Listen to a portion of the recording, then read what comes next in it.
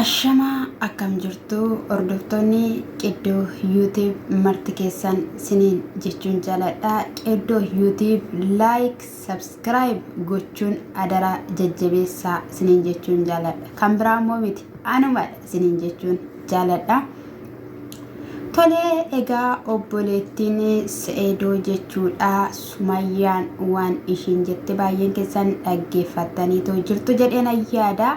Anis immoo egaa saatuma naamichatee yeroo naamichateetti irraa tuqa jedheen dhufe jechuudha.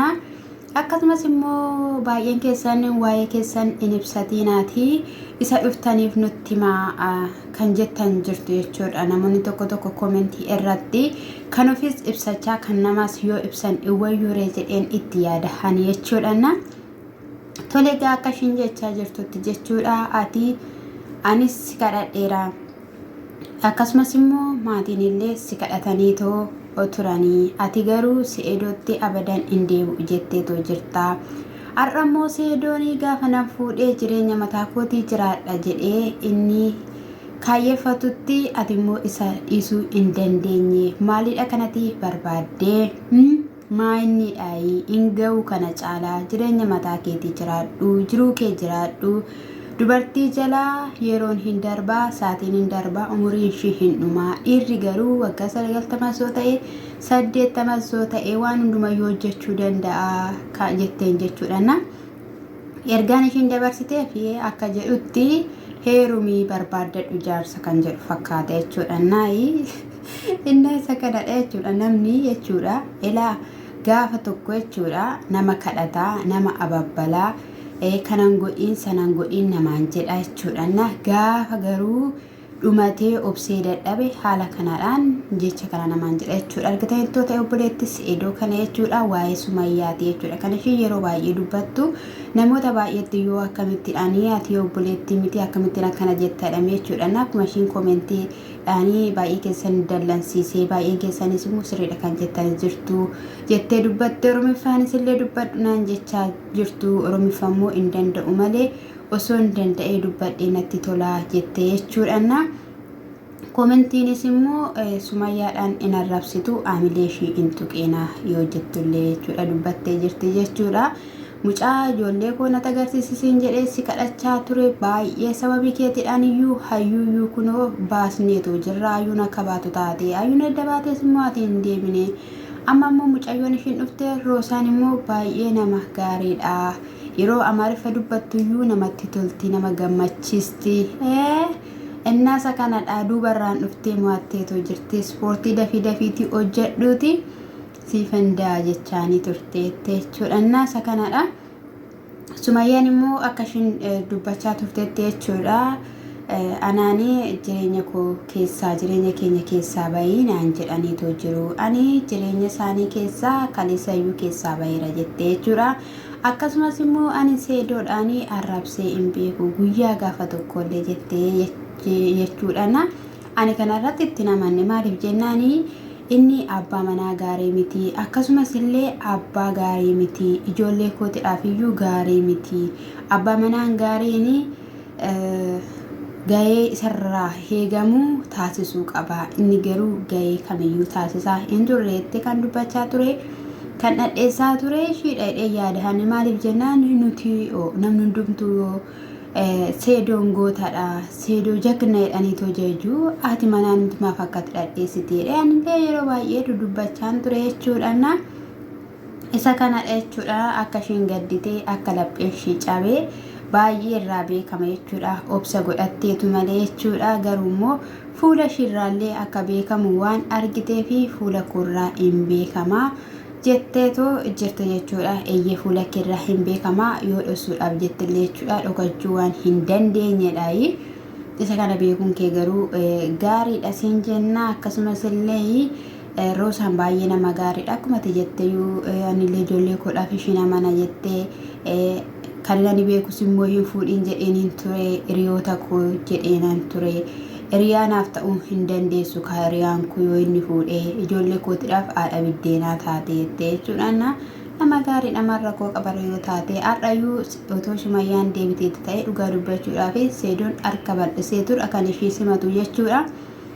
rakkoo hin qabu deebiin jedhan akka koottee jechuudha. Deebii isuma wanni saafuu maqaan shiroosaa saafuudhatis deebi'iiti baqqaa'ii akka masaanutti waliin jiraadha siin jedha.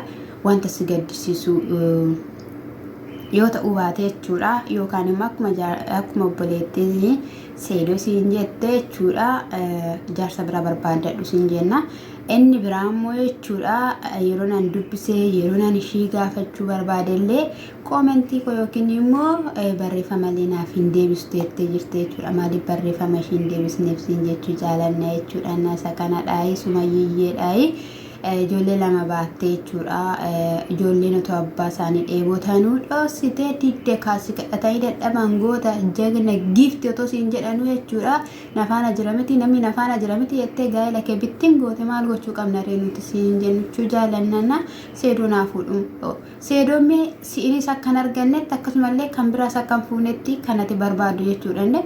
Amma yoomitti qomee qobaasa dargaggeessa ta'ee jiraata. Waa baay'ee isa barbaachisa huccuun isaa miicamaaf nyaanni isa barbaachisa bakka buna ho'aa dhuguu barbaada hindeen kan daddaata akkasittiin hin ta'u. Inni biraa immoo jechuudha caaltuu keenya jechuudha caaltuu jechuudha na kana duraa wanta isinittiin himaa guyyaa lamaan booda nuun jettee turte jechuudha na yeroo darbee waa'ee Mustafaa akkasumas immoo viidiyoo tokko waa'ee ajjiratti illee dubbachaa turte jechuudha. Ajjiin immoo caaltuun qabeenya qabdu maqaa kootti naaf geddarteetti maqaa kootiin jira jedhee jechuudha. Siifanitti hime siifan gara maqaa isaatiitti mana qabdu lafa qabdu hunduma akka jijjiirtuuf jechuudha. Sanaa booda ishiin immoo caaltuudhaan gaafatte caaltuun immoo waan hin jijjiire tokkollee hin qabu jettee akkatti himtedha jechuudha. Waa baay'ee wakabaa ture jechuudha. Garuu ishiin hin didde jechuudha. Warri keenyaatu warri kee akkasidha garuu anatu si fuudheetoo jiraanii ka walirraa qabna maalidha inni jennaanii nyaatanii isaan wayyeettee siifan sun itti haasaa turte jechuudha. Caaltuun immoo sanittiin himaa jettee kan turte sana nutti hin himne jechuudha. Baay'een irratti beennee turre jechuudha. Ilirraa dubbadhee ture jechuudha. Amma immoo isa shakkine sana ija kootti nan arge jechuudha. Caaltuun haadha ilmaa ta'uudhaaf yookiin haadhaan talagaa waan waaqayyo kennuuf hin beeknu qophiirra akka jirtu jechuudha. Argineetu jirra jechuudha. Argee jiraan jechuudha. Isin waa argitaniittu isiniin jechuun jaaladhaayi isa kanadha. Egaa abbaa gaarii otoo ta'ellee namatti tola garuu ani hin beeku mucaasheen kun yoo na rakkistee jirti akkattiin hojii hojjedhu dhabee akkattiin maal ta'u dhabe jechaa turte jechuudha. Ati lammaffeeffachuu barbaaddeetta jechuudha. Isa kana dura seedoo faana haasoftee nuuf dhugeemsaa jirta jechuudha. Sullee lafa gaariillee jiraatti baay'ee bareeda ture. Inni akkasittiidhaan koottu galii lakkisiin jedhee si kadhachaa ture seedoon situ didee jechuudha. Bahaararra immoo mucaa koofan sodaadhisa jettu jechuudha. Caaltuu ofii keedhaaf sodaatti malee mucaa keedhaaf miti jechuudha. Mucaa keedhaaf miti abadan. Namni tokko gaafa ibiddi isarra bu'e sanaa ofirraa fuudheetu ka'ee nama biraarraa fuudha yookiin immoo dhala isaarraayyuu fuudha malee ani yaadu jechuudha. Isa kana ofii keetiif sodaatti dhina amanee jechuudha. Nama almaa kusitu jiraata jireenya keettidha garuu nuti gadda keen barbaannu boo keen barbaannu siin jechuu barbaanna sumaanii isa kanadha. Ajjinis immoo mucaa ishee akka barbaadaa jiru mucaa jalaa fudhachuudhaa fi dorgommii addaa taasisaa akka jiru jechuudha kan dubbatamaa jiru. Kanaka simbiraan gaheetu jira waan inni dhaga'ee jechuudha. Gara Abrahaamii fi Ruutaatti immoo jechuudha. Abrahaamii guyyaa kaleessaa argitaniitu jirtu jechuudha. Akka amala isaa kana sirreeffatee qophii hunduma xumuree gara Ruutaa akka dhaqee Ruutaadhaanis sibiraan ta'a sifaanan ta'a hanga deessuutti sina ammadha sin dhudhungadhaa jechaanii akka ture hundi keessaniyyuu argitaniitu jirtu jechuudha. Amma egaa maalidhaafi jedhamee yeroo itti yaadamee dhamu har'a dhaga'e jechuudha. Akka abbaan Abrahaamidhaan teessisanii jechuudha. Ati bool'aan taanitti deemaa jirta karaan taanerra buuteetta. Booda garuu lubbuu keedhaaf sodaadheetu jira. Namni gaafa nama abaare eessayyuu hin ga'u. Ati saba si ordofu durasillee gaddisiisteetu jirta. dubartii kana caaltus in argattu waan hundumaa keessii dandeesse garaan dubartii kanaa sitti gaddee in milkooftu dhaqiitii tasgabbeessitii waliin jiraachuu yaali jedhanii gaashiyyeen gorsinaan Abiraam maal godhee kaameraa isaatii bilbila isaa haala kanaan akkasitti qabatee jechuudha kan inni dhaqee jechuudha malee ofii isaatii yaadee ofii isaatii qindeessee miti jechuudha Ermeellaa osoo ofirraa qaxii qaxxamii qat godhee inkutiini ishii sana bira dhaqee ishiin sun waan ishiin jettuun taasisachaa jira jechuudha. Isa kanadha diraamaan irratti hojjetu ta'uu biraankiin irratti hojjetu ta'uu wantumti isaayyuu ni hin galle isiniin jechuun jaalladha. Asumaan immoo jechuudha gaa'ii akkuma dura isiniin jedhe jechuudha.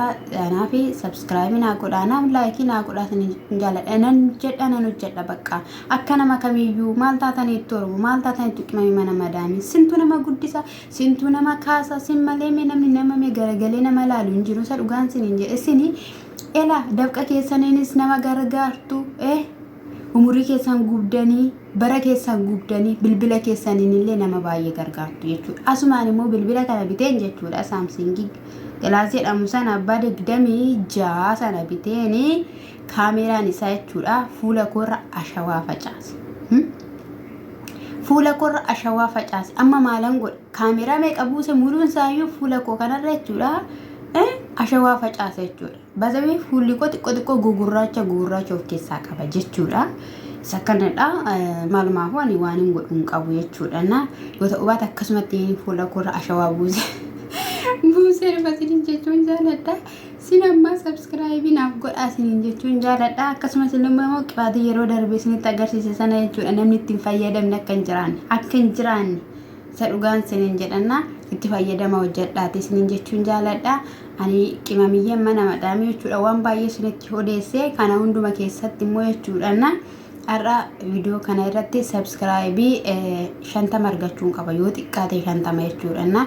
Maala hanga kana waliin makee amma kana isinitti haaseemu amma kana isinitti odeesseemu har'a bismaa ande argachuun qaba isa dhugaan isiniin jedhande madaamiin iyyuu gaafa naan hojii bareeda baay'isee hojjedhe tibbinaa kenniti miti isa kanadha isiniin jechuun jaalladha.